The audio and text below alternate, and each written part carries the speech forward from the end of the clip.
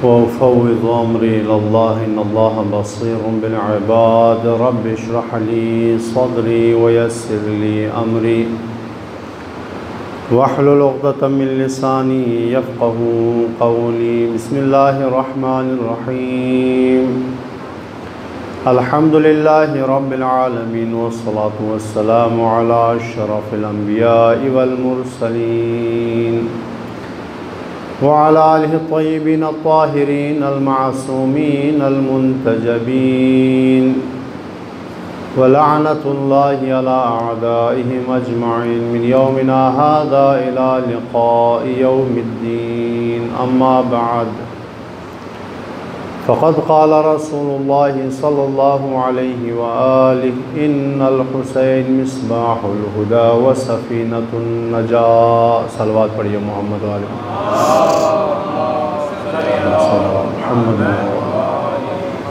पाक परवरदिगारा तुझे तेरे हबीब का सदक़ा, तेरी अज़मत तेरी जलालत का वास्ता। पाक परवरदिगारा हमारी इन कलील सी इबादत को अपनी बारगाह में कबूल व मंजूर फरमा।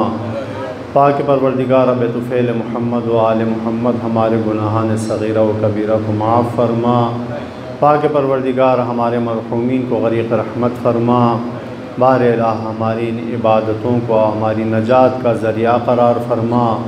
पाक परवरदिगारा बेजुर्म असीरों को रिहाई इनायत फरमा। बार इलाह जो मोमिनीन मोमिनात परेशान हाल हैं उनकी परेशानी दूर फरमा। मोमिनीन के रिज़्क़ व माल में वसाअत अता फरमा। मोमिनीन के कारोबार में बरकत इनायत फरमा। पाक परवरदिगारा बतुफ़ैल मोहम्मद व आले मोहम्मद मौजूदा इम्तिहानात में इन सैलाब में जो मोमिनीन मुतासिर हुए हैं, पाक परवरदिगारा उनकी मदद फरमा, उनकी नुसरत फरमा। पाक परवरदिगारा जो जाने हालिया इम्तिहानात में ज़ाया हुई हैं, पाक परवरदिगारा उनके गुनाहान सग़ीरा व कबीरा को माफ़ फरमा, उनके दरजात बुलंद फरमा, उनके लवाहिक़ीन को सब्र जमील अता फरमा। पाक परवरदिगारा इस मुश्किल वक्त में हमें अपने भाइयों का साथ देने की तौफ़ीक़ अता फरमा।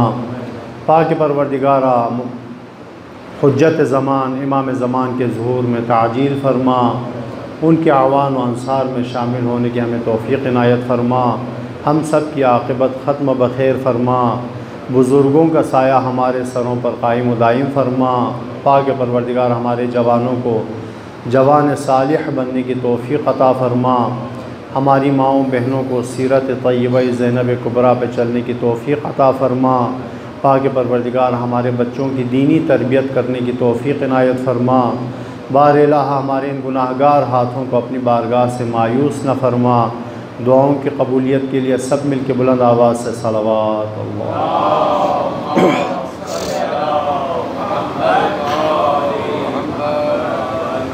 अज़ान गिरामी, मौज़ूए सुख़न अहमियत मजलिस इमाम हुसैन और उसके असबाब, इस पर हमारी गुफ्तगू जारी थी। और मजलिस हुसैन की अहमियत पर हमने कल की मजलिस में एक सिलसिला गुफ्तगू को छेड़ा था कि मासूमीन ने अपनी ज़िंदगी में इस मजलिस को बचाने के लिए, इस ज़िक्र हुसैन को दवाम बख्शने के लिए किरदार अदा किया है। मासूमीन की ज़िंदगी का अगर हम मुताला करें तो खुदावंद आलमीन ने रिसालत माआब के ज़िम्मे 4 तरह की ड्यूटी लगाई हैं, जो कि सूरह जुमा में मौजूद है। सूरह जुमा में परवरदिगार ने जो ज़िम्मेदारी अपने रसूल को अता की है, उन ज़िम्मेदारियों की तरफ इशारा किया है, बल्कि उन्हें ज़िक्र किया है। कौन सी ज़िम्मेदारी? यतलु अलैहिम आयाति व युज़क्कीहिम व युअल्लिमुहुमुल किताब वल हिकमा। यानी वो परवरदिगार जिसने अपने रसूल को भेजा इन 4 मकासद के लिए, मबऊस किया अपने रसूल को इन 4 अहदाफ के लिए। पहला हदफ यतलु अलैहिम आयाति, लोगों को आयात इलाही तिलावत करके सुनाएं, यतलु अलैहिम आयाती। दूसरा मकसद व युज़क्कीहिम, लोगों की तरबियत करें, लोगों की तज़किया, लोगों का तज़किया करें, लोगों को तहज़ीब नफ्स सिखाएँ। व युज़क्कीहिम व युअल्लिमुहुमुल किताबा, किताब की उन्हें तालीम दें, वल हिकमा, और हिकमत की उन्हें तालीम दें। ये 4 अहदाफ वो हैं कि जिस हदफ के लिए परवरदिगार ने अपने रसूल को मबऊस किया है। यतलु अलैहिम आयातिही व युज़क्कीहिम व युअल्लिमुहुमुल किताबा वल हिकमा। ये 4 ज़िम्मेदारियाँ रसूल की अहम सर फ़हरिस्त शामिल ज़िम्मेदारियों में से थी। रसूल की ज़िम्मेदारी, रसूल के आने का हदफ जंग करना नहीं था, लड़ना नहीं था, जंग बदर कायम करना नहीं था, कुफार और मुशरिकीन को कत्ल करना वो मकसद नहीं था, बल्कि वो मकसद के लिए पेश आने वाली रुकावटें थी, उन रुकावटों को रसूल ने दूर करना था। रसूल जंग करने नहीं आए थे। रसूल के आने का अहम बुनियादी हदफ यतलु अलैहिम आयाती व युज़क्कीहिम व युअल्लिमुहुमुल किताब वल हिकमा। हिकमत की तालीम अगर हमने हासिल करनी तो दर रसूल से हमें मिलनी थी। किताब की तालीम हमें दर रसूल से मिलनी थी। किताब की तालीम हमें रसूल ने देनी थी। और जब रिसालत माब दुनिया से विसाल फरमा चुके, दुनिया से चले गए, तो रिसालत माब की इन 4 ज़िम्मेदारियों को अंजाम देने का ज़िम्मेदार कौन था? आइम्मा मासूमीन अलैहिमुस्सलातु वस्सलाम थे। अज़ान गिरामी, ये जो रिसालत माब की जो जानशीनी छिनी है, जो खिलाफत छिनी है, जो इमामत का सिलसिला छिना है, उसका सबसे बड़ा नुकसान मुसलमानों को, बल्कि बनी नूअ इंसान को यही हुआ है कि बनी नूअ इंसान से इल्म छिन गया। आज के दौर में कहा जाता है कि जनाब साइंस का इल्म, जनाब कंप्यूटर का इल्म, जनाब मेडिकल का इल्म, जनाब इंजीनियरिंग का इल्म, जनाब लिंग्विस्टिक का इल्म, जनाब हिस्ट्री का इल्म, जनाब दिनियात का इल्म, इस्लामियात का इल्म। आज के दौर में कहा जाता है, आज के दौर में उलूम मुख्तलिफ शोबों में तकसीम हो चुकी है। आज के दौर में कहा जाता है दीनी इल्म या दुनियावी इल्म, लेकिन रसूल के दौर में ऐसा कोई नहीं था। रसूल के दौर में अगर किसी ने दीनी इल्म हासिल करना होता तब भी रसूल के हुजूर में पेश होते, अगर किसी ने दुनियावी इल्म हासिल करना होता तब भी रसूल की खिदमत में हाजिर होते। रसूल की खिदमत से लोगों को दीन का इल्म भी मिलता था। रसूल की महज़र में आकर लोगों को दुनिया का भी इल्म मिलता था। अगर किसी ने इस्लाम सीखना हो आकर रसूल से पूछते थे। अगर किसी ने इक़्तिसाद ठीक करना हो रसूल के पास आते थे। अगर किसी ने जंगी फ़नून के बारे में मशवरा करना हो रसूल के पास आते थे। अगर किसी ने सियासियात में मुतालिया करना हो रसूल के पास आते थे। अगर किसी ने मुआशरती मसाइल को हल करना हो रसूल के पास आते थे। अगर किसी ने तफसीर सीखनी हो रसूल के पास आते थे। हर तरह का इल्म दर रसूल से मिलता था। हर तरह के इल्म की तालीम रसूल दिया करते थे, क्योंकि युअल्लिमुहुमुल किताब वल हिकमा, किताब सिखाने की ज़िम्मेदारी भी रसूल की थी, हिकमत सिखाने की ज़िम्मेदारी भी रसूल की थी। लेकिन जब रिसालत माब दुनिया से विसाल फरमा चुके, जब ये मनसब इलाही छिन गया, तो अब जो लोग आकर रिसालत माब की उस कुर्सी पर आकर काबिज हो गए, रिसालत माब के उस मनसब पर आकर बैठे, अब जाहिर सी बात है लोग अगर दुनियावी उलूम की उनको ज़रूरत होती तो कहाँ जाते थे? रसूल के पास जाते थे। दीनी उलूम की ज़रूरत होती तो कहाँ जाते थे? रसूल के पास जाते थे। सियासी उलूम, सियासी मालूमात लेनी होती रसूल के पास जाते थे, इक़्तिसादी मालूमात लेनी होती रसूल के पास जाते थे, दुनियावी मालूमात लेनी होती रसूल के पास जाते थे, उखरवी मालूमात लेनी होती रसूल के पास जाते थे, मादी मालूमात लेनी होती रसूल के पास जाते थे, मानवी मालूमात लेनी होती तब भी रसूल के पास जाते थे। जब रसूल नहीं रहे तो लोगों ने अब इन मालूमात को लेने के लिए किसके पास आना था? उन्हीं लोगों के पास आना था जो रसूल की कुर्सी पर बैठे थे, जो रसूल की निशस्त पर बैठे थे, जो रसूल के जानिशीन बने बैठे थे। अब लोग आते थे, सवाल करते थे, दीनी सवाल भी होता था, दुनियावी सवाल भी होता था, मादी सवाल भी होता था, मानवी सवाल भी होता था, तरबियती सवाल भी होता था, मुआशरती सवाल भी होता था, इज्तिमाइयात के सवाल भी होते थे, और दुनियावी क्या है जनाब, IR के सवाल भी होते थे। मुख्तलिफ़ तरह के हर उलूम के सवालात होते थे। लेकिन अब जब वो लोग जो रसूल के उस मनसब पर बैठे थे, रसूल के उस मनसब पर काबिज थे, जब लोग आकर उनसे सवाल करते, कहते हम तो आकर हर तरह के मसाइल, हर तरह के सवालात रसूल से पूछा करते थे, लेकिन अब हमें ये सवालात पेश आए हैं, रसूल के बाद हम किससे जाकर पूछें? लोग कहते थे उन्हीं लोगों से जाकर पूछो जो रसूल की कुर्सी पर बैठे हैं, जो रसूल के जानिशीन बने बैठे हैं। लोग आते थे, आकर वहाँ आकर उनसे सवाल करते थे। अब क्या करते थे? हर तरह का तो इल्म उनके पास नहीं था, महदूद इल्म उनके पास था। बस जो इल्म वो बता सकते थे। जो इल्म इनके बस की बात नहीं होती, उन्हें दर अली पर भेज देते थे। कहते थे इसका जवाब तुम्हें दर अली से मिलेगा। दीनी उलूम और दुनियावी उलूम की तकसीम वहाँ से शुरू हुई। तब आकर लोगों का ये जहन बन गया कि अगर हमने तफसीर का इल्म लेना हो तो दर अली से मिलेगा, क़यामत के बारे में इल्म अगर हमने हासिल करना हो हमें दर अली से मिलेगा, तौहीद के बारे में अगर हमने इल्म हासिल करना हो दर अली से मिलेगा, बाकी रियाजियात और दीगर उलूम के बारे में अगर हमने मालूमात पूछनी हो, दरियाफ़्त करनी हो तो दर अली से मिलेगा। बस दुनियावी गिने चुने चने उलूम हमें इधर से मिलेंगे। इल्म की तकसीम वहाँ से शुरू हुई। उससे पहले इल्म की कोई तकसीम नहीं थी। जंगों के बारे में, जंगी जो निज़ाम था वो भी मस्जिद में तरतीब दिया जाता था।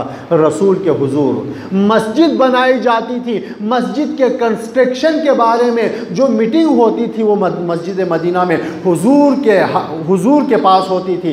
हुजूर उन्हें मशवरा दिया करते थे। कंस्ट्रक्शन का काम हो गया, इक़्तिसाद का काम हो गया, मुआशियात का काम हो गया, मुल्क को चलाने का काम हो गया, हुकूमती मसाइल हो गए, बैनुल अक़वामी मसाइल हो गए, बादशाहों के साथ नामा निगारी के मसाइल हो गए। हर तरह के उलूम लोग आकर रसूल से पूछा करते थे। हर तरह का इल्म मस्जिद नबवी से मिलता था, हर तरह का इल्म रसूल की बारगाह से मिलता था। लेकिन रसूल के बाद इल्म तकसीम हो गया।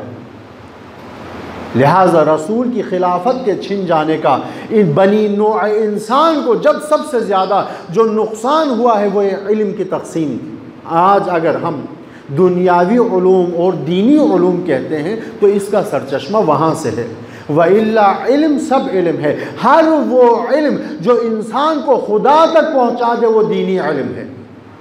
चाहे वो साइंस हो, चाहे वो फिज़िक्स हो, चाहे वो केमिस्ट्री हो, चाहे वो लिंग्विस्टिक हो, हर इल्म जो इंसान को खुदा के नज़दीक कर दे वो दीनी इल्म है।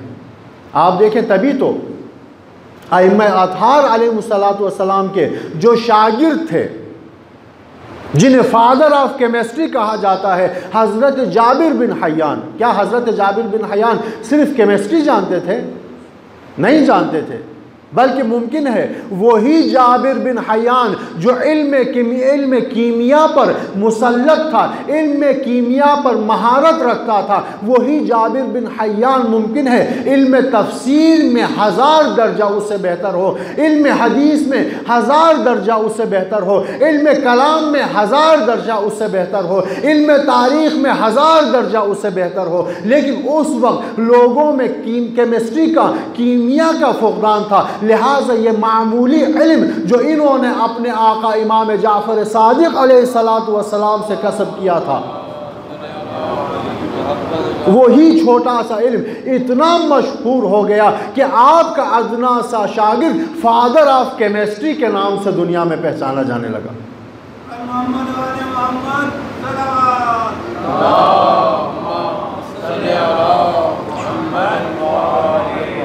लिहाजा इल्म की कोई तकसीम नहीं थी, हर तरह का इल्म दर अहल बैत से मिलता था।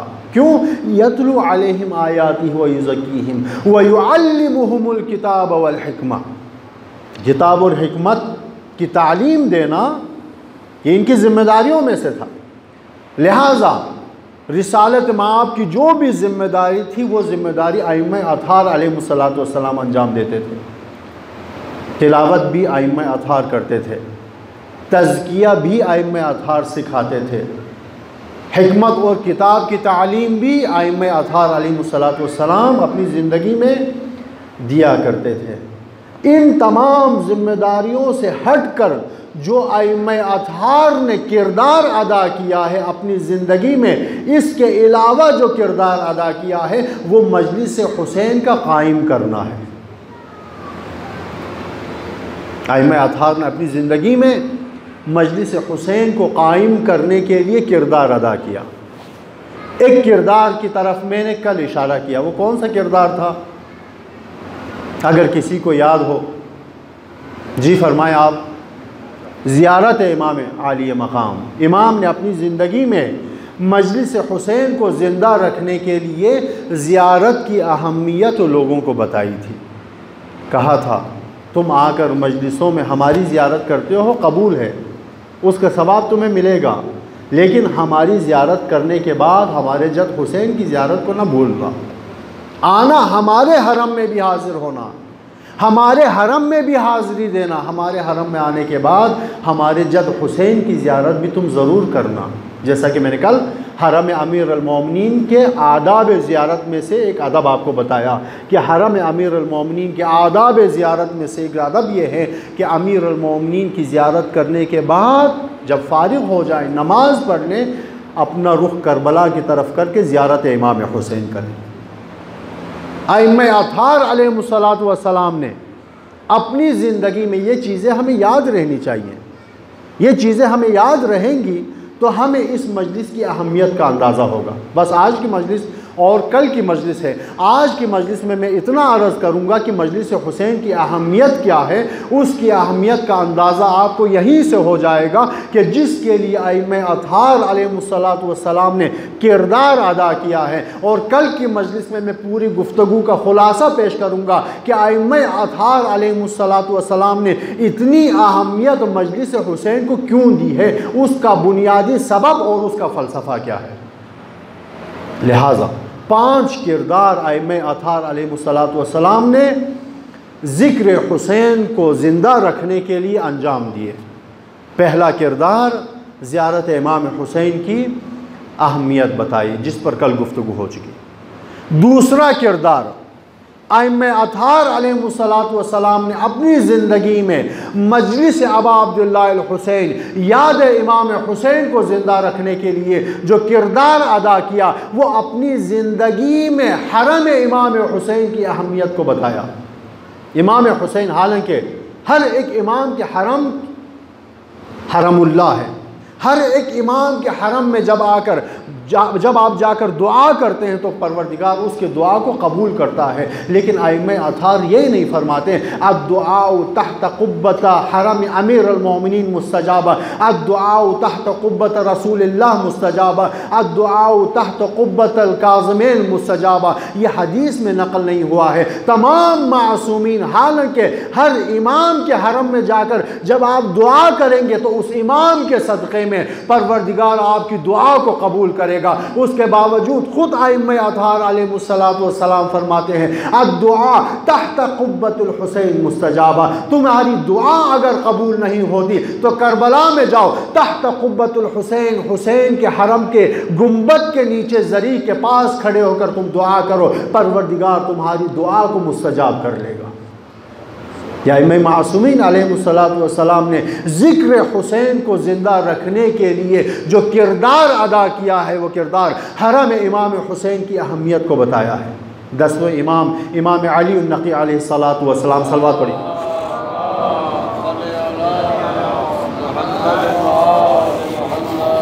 आप इमाम आली मकाम मरीज़ हो गए, कसालत आप पर तारी हो गई, हुज्जत खुदा थे, वली खुदा थे। अपने किसी सहाबी को बुलाया, बुलाकर उसको कुछ दीनार, कुछ रकम दी और उसे कहा कि जाओ करबला में जाकर हमारे जद इमाम हुसैन के हरम में जाकर मेरी शिफायाबी के लिए दुआ करो। कहने वाला कौन है? इमाम मासूम, 10वें इमाम इमाम अली नक़ी अलैहिस्सलातु वस्सलाम, जो खुद हुज्जत खुदा हैं, जो खुद मुस्तजाबुद्दावा हैं। क्या आपको शक है अगर इमाम अली नक़ी 10वें इमाम अलैहिस्सलातु वस्सलाम अगर अपने लिए दुआ करते तो क्या उस हुज्जत खुदा की दुआ को खुदावंद आलमीन रद्द करता? रद्द नहीं करता, वो भी मुस्तजाबुद्दावा थे।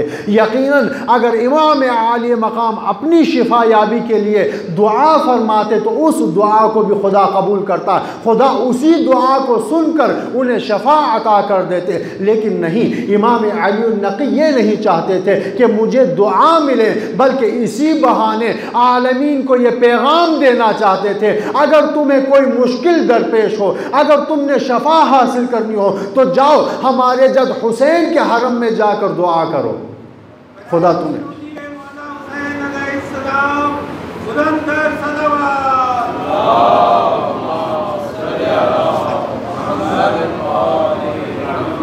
क्योंकि दुआ तहत क़ुब्बतुल हुसैन मुस्तजाब। इमाम आली मकाम के हरम में जाकर मांगी हुई दुआ खुदा रद्द नहीं करता। ये बिल इत्तेफाक तमाम मासूमीन का कौल है। या आप खसाइस हुसैनिया, किताब खसाइस हुसैनिया अल्लामा शेख जाफ़र शुस्तरी में आप इस मतलब को आप पा सकते हैं। आइम्मा मासूमीन अलैहिस्सलातु वस्सलाम ने मकसद नाम हुसैन को, ज़िक्र हुसैन को, मजलिस हुसैन को, गम हुसैन को ज़िंदा रखना था।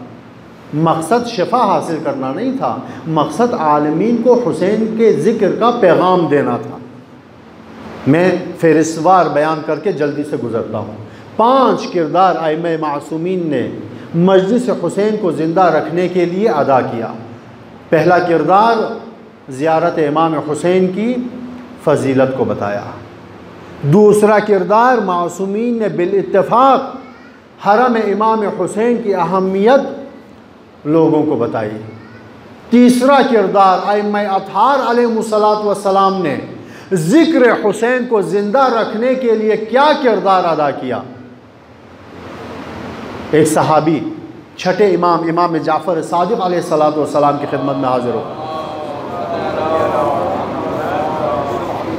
इमाम आली मकाम के पास एक थैला पड़ा हुआ था, छठे इमाम के पास एक थैला पड़ा हुआ था जिसमें मट्टी, कुछ मकदार में मट्टी थी।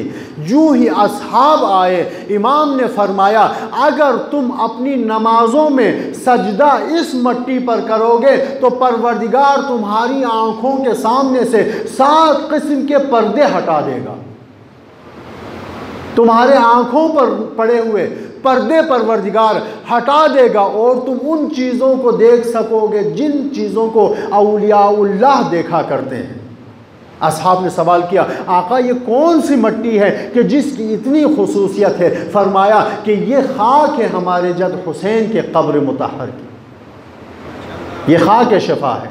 आइम्मा अत्हार अलैहिस्सलातु वस्सलाम ने ज़िक्र हुसैन को ज़िंदा रखने के लिए खाक शिफा की अहमियत बताई, खाक शिफा का रुतबा लोगों को बताया ये खाक शिफा क्या है। वरना आप देखें दुनिया में कितने ऐसे मुक़द्दस मकामात हैं, कितनी ऐसी मुक़द्दस और पाक व पाकीज़ा सरज़मीन हैं कि जो हमारे लिए क़िबलागाह हैं, हमारे लिए मुतबर्रिक हैं, हमारे लिए मुक़द्दस हैं। कितनी सरज़मीन ऐसी हैं जिसका हम एहतराम करते हैं। क्या खाने काबा का कम रुतबा है?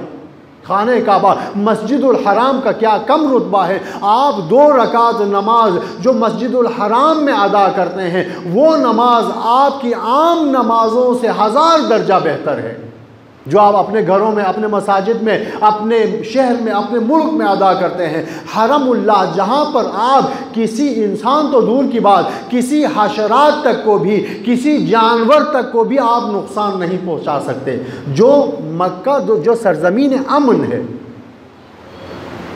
सरज़मीन अमन कितना मुक़द्दस है।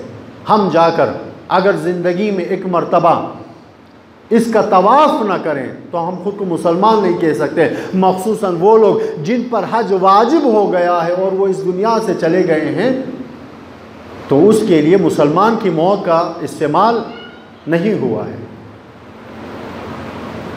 हज इतना मुक़द्दस अमल, खाने काबा इतनी मुक़द्दस जगह, इतना मुक़द्दस मकाम कि जिसके गिर्द जाकर हम चक्कर काटते हैं और चक्कर काटने के, तवाफ़ करने के शुक्राने में हम नमाज अदा करते हैं।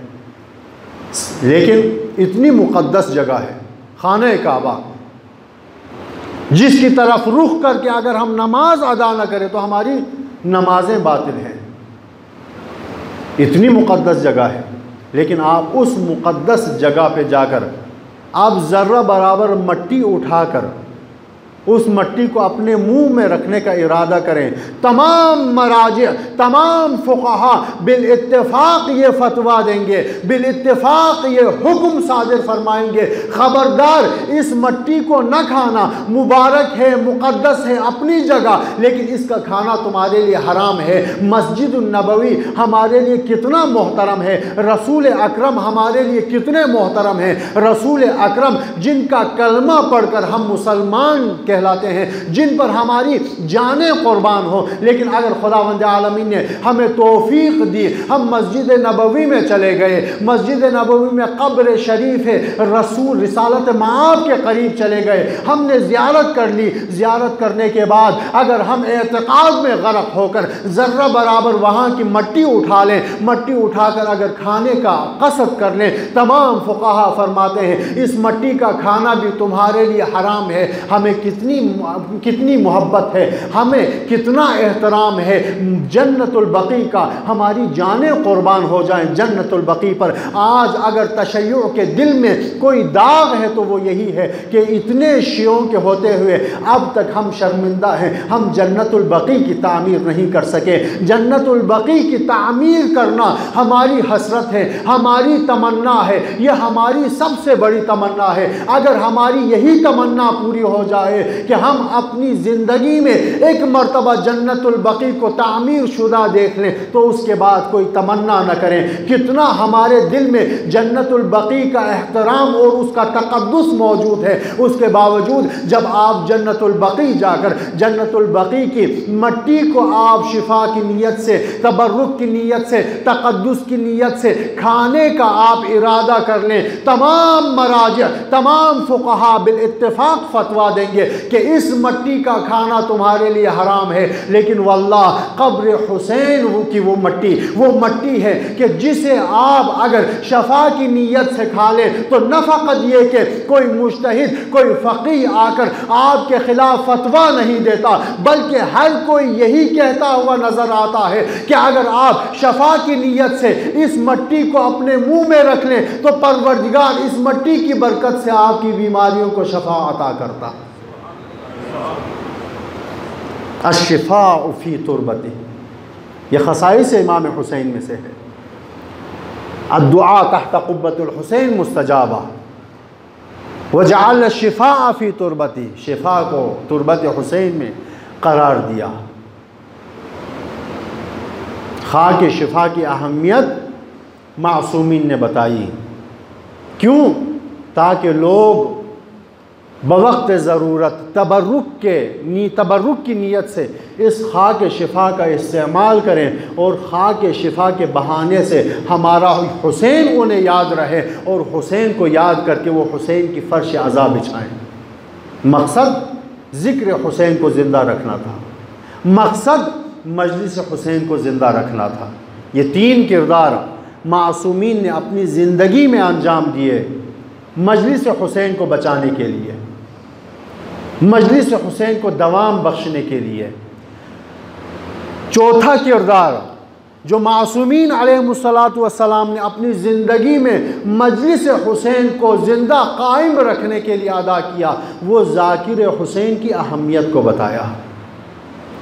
फरमाया आइम्मा मासूमीन ने ज़ाकिर हुसैन का क्या मकाम होता है, ज़ाकिर हुसैन का क्या रुतबा होता है, ज़ाकिर हुसैन की क्या बुलंदी और रिफ़अत होती है। अबू हारून मकफूफ़ का वाक़या है, छठे इमाम के असहाब में से थे, इमाम की खिदमत में पेश हुआ। इमाम ने फरमाया, अबू हारून मकफूफ़, मैंने सुना है कि तू मेरे जद का मरसिया लिखा करता है, मेरे जद का मरसिया पढ़ता रहता है। तो कहता है, जी आका, खुदा ने मुझे ये तौफ़ीक़ दी है कि मैं आपके जद हुसैन का मरसिया पढ़ता हूँ। तो कहा अबू हारून मकफूफ़, मैं भी चाहता हूँ अपने जद हुसैन का मरसिया सुनूँ, ज़रा तू मुझे मेरे जद हुसैन का मरसिया तो सुना। अबू हारून मकफूफ़ ने इमाम का मरसिया सुनाना शुरू कर दिया, लेकिन रुअब इमामत था, हुज्जत खुदा थे। इमाम का एक रुअब होता है। इमाम की मौजूदगी में अबू हारून मकफूफ़ ने धीमे अंदाज में, धीमी आवाज़ में इमाम का मरसिया पढ़ना शुरू कर दिया। अब इमाम ने फरमाया, ए अबू हारून मकफूफ़, इस तरीक़े से नहीं, मेरे जद का मरसिया उस अंदाज में पढ़ जिस अंदाज में तू लोगों के सामने पढ़ा करता है। इमाम ने ज़ाकिर हुसैन की अज़मत बताई। मकसद क्या था? ताकि ज़िक्र हुसैन ज़िंदा रहे। आठवें इमाम, इमाम अली इब्न मूसा रज़ा अलैहिस्सलातु वस्सलाम,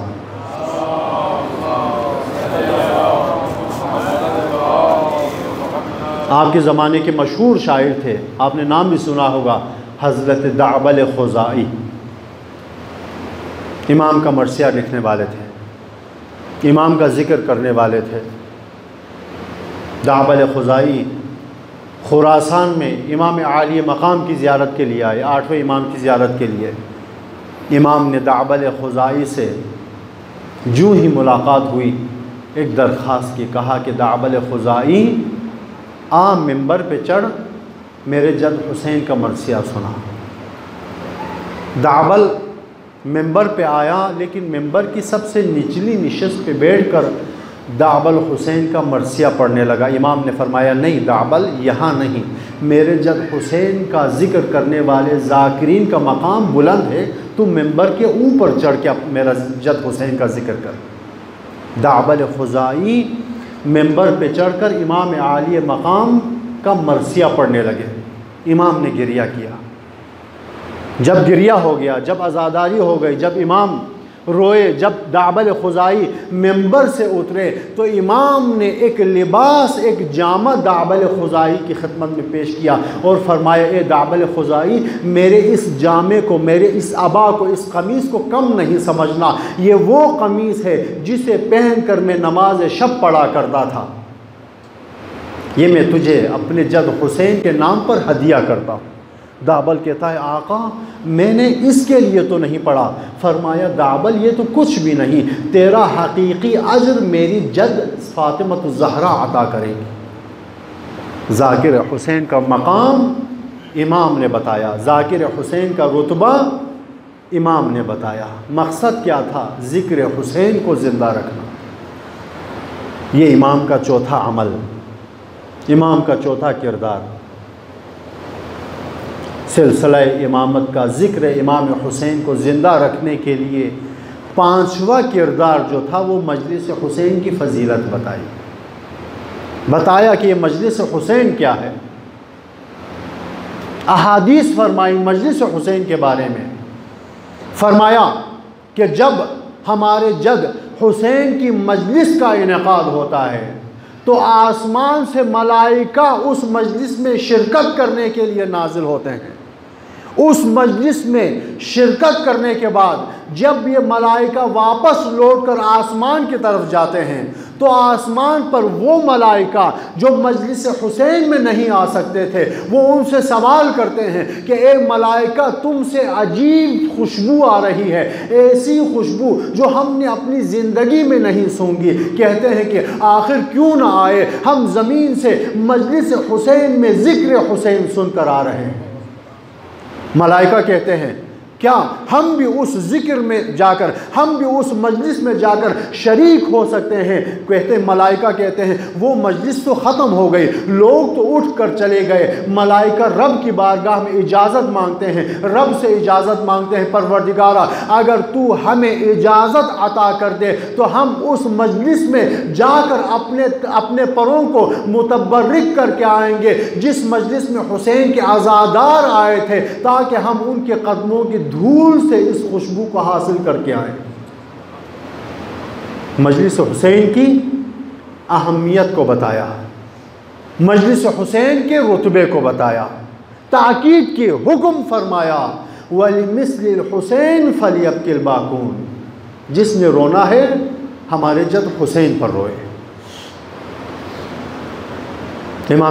छठे इमाम जाफ़र सादिक़ अलैहिस्सलातु वस्सलाम का ये सहाबी इमाम आलिया मकाम की बारगाह में हाजिर हुआ। जो ही इमाम के दौलत सरा में आया, इमाम के हुजरे में आया, उसने देखा इमाम इबादत में मसरूफ़ थे। इमाम परवरदिगार से राज और नियाज में मसरूफ़ थे। वो दरवाज़े पर इंतज़ार करता रहा, कहने लगा मैं इमाम की इबादत में जाकर मुखिल नहीं होता। कुछ देर इंतज़ार करता रहा, इमाम आलिया मकाम की नमाज ख़त्म हुई। जो ही इमाम की नमाज ख़त्म हुई वो आगे बढ़ा ताकि इमाम से जाकर दुआ सलाम कर ले, इमाम को सलाम कर ले, इमाम की ज़ियारत कर ले, इमाम से गुफ्तगू कर ले। लेकिन जैसे ही उसने आगे बढ़ने का क़स्द किया, इमाम आलिया मकाम सजदे शुक्र में चले गए। वो फिर पीछे हुआ, काफ़ी वक्त गुज़रा, इमाम ने सजदे शुक्र से सर नहीं उठाया। वो देखता रहा, लेकिन जब काफ़ी वक्त गुज़र गया उसने कहा कि आखिर मैं भी तो देखूं, हुज्जत खुदा, वली खुदा, हुज्जत दौरान, परवरदिगार का मुक़र्रब बंदा अपने रब की इबादत करने के बाद उस तक़र्रुब के मकाम सजदा, मकाम सजदे में गिरकर वो क्या मुनाजात कर रहा है, वो क्या दुआ कर रहा है, कौन सी ऐसी तूलानी दुआ है जो इमाम आलिया मकाम अपनी इबादत के बाद करते हैं। वो कहता है कि इमाम के मैं करीब गया ताकि मैं इमाम की मुनाजात और इमाम की दुआ को सुन लूँ, ताकि आज के बाद मैं भी अपनी इबादत के बाद इमाम की पैरवी करते हुए वही दुआ मांगूँ, वही मुनाजात करूँ जो मुनाजात मेरा इमाम कर रहा है। वो आगे बढ़ा, अपना सर इमाम के मुँह के करीब लेकर आया। जब इमाम के मुँह के करीब लेकर आया तो जो इमाम मुनाजात फरमा रहे थे वो मुनाजात सुनकर ये सहाबी हैरान रह गया।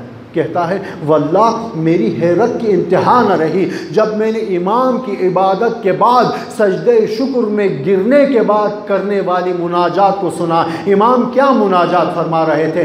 इमाम वो वली खुदा, वो हुज्जत खुदा, राज व नियाज के बाद, इबादत के बाद सजदे शुक्र में जाकर मुनाजात कर रहे हैं। मुनाजात के क्या अल्फाज थे? वो सहाबी कहता है इमाम मुनाजात फरमा रहे हैं अल्लाहुम्मा अर्हम तिलकल हुदूद तक़ल्लबत अला हुफ़रति अबी अब्दुल्लाह हुसैन। पाक परवरदिगारा उन गालों पर, उन चेहरों पर अपनी रहमत नाजिल फरमा जो चेहरे आकर मेरे जद हुसैन के ज़री का मस करते हैं। वो सहाबी कहता है इबादत के बाद सजदे शुक्र में जाकर वली खुदा अपने रब की बारगाह में ये मुनाजात कर रहा है, परवरदिगारा उन चेहरों पर अपनी रहमत नाजिल फरमा जो चेहरे करबला में जाकर ज़री है अबा अब्दुल्लाह हुसैन का मस करती हैं। कहता है कि मैं सुन रहा था, इमाम की मुनाजात चल रही थी, इमाम के मुनाजात का सिलसिला आगे बढ़ रहा था। इमाम सजदे शुक्र में राज व नियाज करते हुए मुनाजात में फरमा रहे थे, अल्लाहुम्मा अरहम तिलका सरखतिल लती कानत लना, परवरदिगारा उन आवाज़ों पर अपनी रहमत नाजिल फरमा, परवरदिगारा उस आहो बुका पर अपनी रहमत नाजिल फरमा जो आहो बुका मेरे जद हुसैन का जिक्र मुसीबत सुनने के बाद हमारे मोमिनीन के मुंह से, हमारे मोमिनीन के दिलों से निकलती हैं। अल्लाहुम्मा अरहम तिलका दुमूअल्लती जरत लना, परवरदिगारा उन आंसुओं पर अपनी रहमत नाजिल फरमा जो आंसू हमारे जद हुसैन का जिक्र सुनकर हमारे हुसैन के शियों के आँखों से बेअख्तियार बरस पड़ते हैं। इमाम ने इस मजलिस को ज़िंदा रखने के लिए मजलिस हुसैन की फ़जीलत को बताया। क्या मकाम है मजलिस हुसैन का, क्या रुतबा है इस मजलिस का। यूँ ही नहीं फरमाया कि मन बका औ अब का औ तबा का अलल हुसैन वजब लहुल जन्ना, जो शख्स आकर हमारे जद हुसैन पर रोए या रुलाए, अगर रोना ना आए तो रोने का अंदाज़ अपना ले, परवरदिगार इस अमल के नतीजे में उसे जन्नत अता करता है। अलबत्ता यहाँ पर एक चीज़ की वजाहत करना मैं ज़रूरी समझता हूँ, वजब लहुल जन्ना कि उस पर जन्नत वाजिब हो जाती है। क्या यहाँ पर वजूब से मुराद वही वजूब है जो हम पर है, जैसे कि हमारे ऊपर नमाज पढ़ना वाजिब है, हमारे ऊपर रोज़ा रखना वाजिब है, हमारे ऊपर हज करना वाजिब है, ज़कात करना वाजिब है। अगर हमने खुदा न खासा नमाज नहीं पढ़ी तो हम क्या हो गए, गुनाहगार हो गए। अगर हमने रोज़ा नहीं रखा तो हम गुनाहगार हो गए, अगर हमने हज नहीं किया तो हम गुनाहगार हो गए। नाऊज़ु बिल्लाह। यहाँ पर जो फरमाया है कि उस पर जन्नत वाजिब है, यानी खुदा पर वाजिब है कि उसे जन्नत में दाखिल कर ले। क्या इसका मतलब ये है कि अगर खुदा ने उसे जन्नत में नहीं भेजा तो नाऊज़ु बिल्लाह खुदा भी हमारी तरह गुनाहगार हो जाएगा? क्या इसका ये मतलब है? ये मतलब नहीं है। अरबी एक वसी ज़बान का नाम है। अरबी में एक लफ्ज़ के हज़ारों माना होते हैं। लफ्ज़ वजबा का माना भी अरबी में वजूब के माना में भी आता है। लफ्ज़ वजबा अरबी में सबब के माना में भी आता है। यानी अगर कोई हदीस में फरमाना ये चाहते हैं कि अगर कोई हमारे जद हुसैन पर रोए, हमारे जद हुसैन पर रुलाए या हमारे जद हुसैन पर रोने का अंदाज़ अपनाए तो उसका हुसैन पर रोना, उसका हुसैन पर रुलाना, उसका हुसैन पर रोने का अंदाज़ अपनाना उसकी नजात का सबब बनता है, उसके जन्नत में जाने का सबब बनता है। जैसा कि मशहूर वाक़या है, आपने सुना भी होगा, हिंदुस्तान में कहा जाता है कि एक घर में हमेशा आशूर के दिन जब जुलूस उस घर के करीब से गुज़रता था तो उस घर में नियाज पकती थी और आने वाले लोगों को तबर्रुक दिया जाता था। उस मोमिन, उस शियाए हुसैन के घर के बराबर में ही एक हिंदू घराना भी था, उनके हमसाये हिंदू थे। मशहूर वाक़या है, हमारे तमाम उलमा मजालिस में बयान करते हैं कि एक दिन आशूर का दिन था। वो हिंदू बच्ची आग लेने के लिए, उसके घर पे आग की ज़रूरत थी, आग लेने के लिए, माचिस लेने के लिए या दिया सलाई लेने के लिए अपने पड़ोस में हमसाये के घर, उस मोमिन के घर आए। देखा तो घर में कोई भी नहीं था, लेकिन आंगन में एक देगची चढ़ाई हुई थी जिसमें उन्होंने आग लगाकर वो बाहर निकल गए थे, लेकिन वो आग बुझने वाली थी। ये बच्ची आई, आने के बाद वो उसे सुलगाने के लिए फूंक मारने लगी ताकि आग सुलग जाए और अपनी ज़रूरत की आग वो लेकर अपने घर चली जाए और अपनी ज़रूरत को पूरी कर दे। उसने फूंक मारना शुरू कर दिया, आग से धुआं निकला, कुछ धुआं उसकी आंखों में गया, आँखों से बेख्तियार चंद कतरे आंसुओं के टपक पड़े। वो बच्ची अपने घर चली गई। रात को आलम रोया में, ख्वाब में उस बच्ची ने देखा कि क़यामत का मंज़र है, नफ्सा नफ्सी का आलम है, सबसे हिसाब किताब हो रहा है, किसी को जन्नत में भेजा जा रहा है, किसी को जहन्नम में धकेला जा रहा है। वो बच्ची कहती है कि मंज़र में देख रही थी, इतने में चंद एक मलाइक आए, आकर उन्होंने जो ही वो मेरे करीब पहुँचे तो कहने लगे ये तो मुसलमान ही नहीं है, इसने तो कलमा भी नहीं पढ़ा, इसका तो हिसाब ही क्या करना है, बस इसको आग की जंजीर में लपेट लो, जगड़ कर इसको जहन्नम में भेज दो। मुझे उन्होंने आकर आग की जंजीर में जगड़ दिया, बांध दिया, मुझे घसीटते हुए लेकर जा रहे थे, कोई मुझे बचाने वाला नहीं था।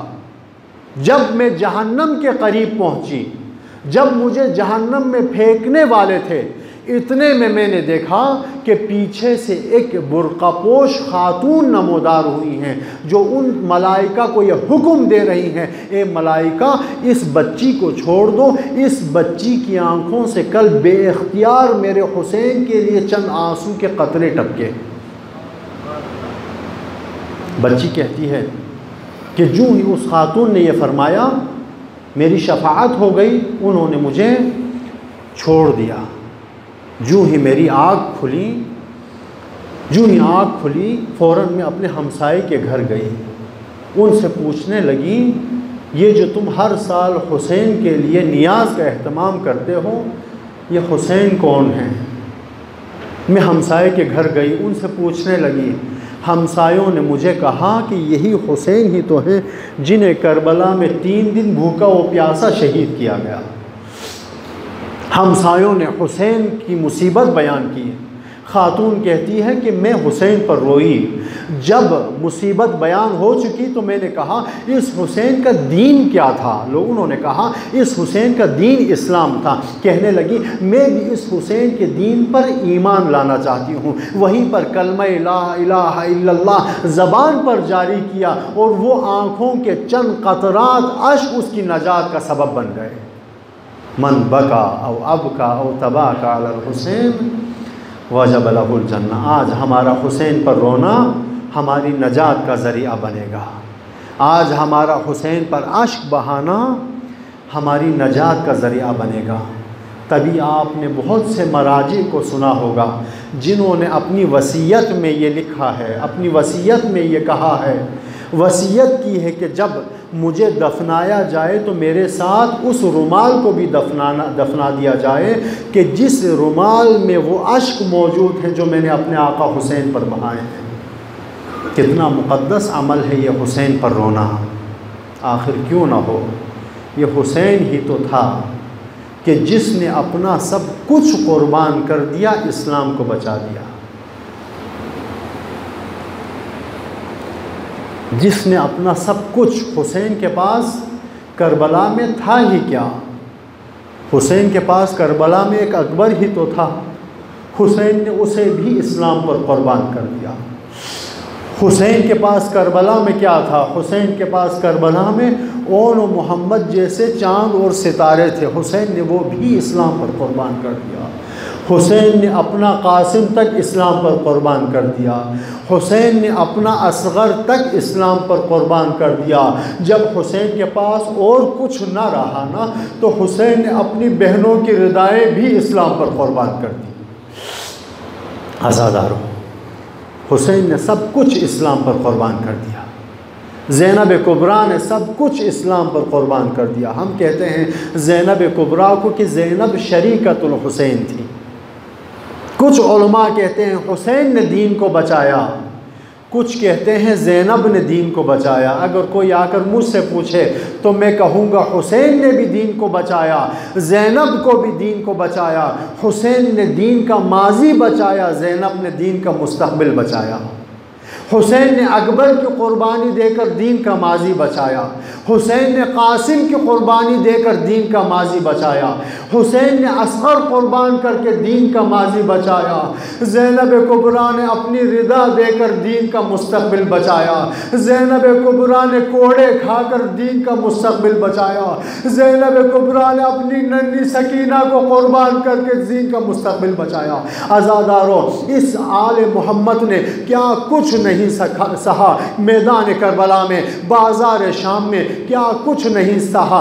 इतना कह देना काफ़ी है कि आले मोहम्मद की मज़लूमियत को देखकर, आले मोहम्मद की गुर्बत को लेकर लोग सदक़ात लेकर आते थे, आले मोहम्मद की खिदमत में पेश करते थे, आले मोहम्मद के बच्चों को सदक़ा दिया जाता था। लेकिन आले मोहम्मद के बच्चे थे, सदक़ात को फेंक देते थे, कहते थे ए शख्स क्या तुम्हें मालूम नहीं हम मोहम्मद की औलाद में से हैं, हम आले रसूल हैं, हम पर सदका खाना हराम है। आज़ादारों, शाम में ये कारवां चल रहा था। एक मोमिना खातून ने जब ये देखा कि ये ख़ानदान के बच्चे भी सदका नहीं खा रहे तो सवाल करने लगे आप क्यों सदका नहीं खाती? कहने लगे हम आले रसूल से हैं, हम आले अथार हैं, हम सदका नहीं खाते। फ़ौरन खातून घर में गई, फ़ौरन से नज़र लेकर आई, नज़र बीबी की खिदमत में पेश किया, हज़रत सकीना की खिदमत में पेश किया। कहने लगी बीबी आकाज़ादी ये नज़र है, ये कोई सदका नहीं है,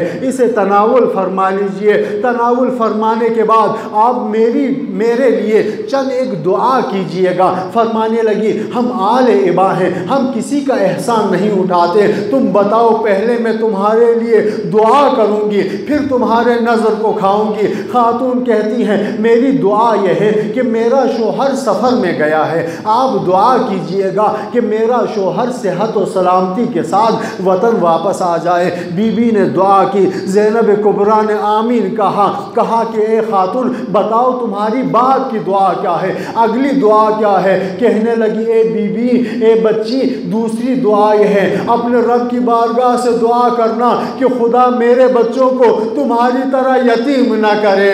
आज़ादारों, इतना रोना था। एक मर्तबा सकीना की नज़र हुसैन के चेहरे पर पड़ी, फर्ज करने लगी बाबा जान आपकी यतीमी ने ये वक्त भी ला दिया कि लोग हम जैसा न बनने की दुआ कर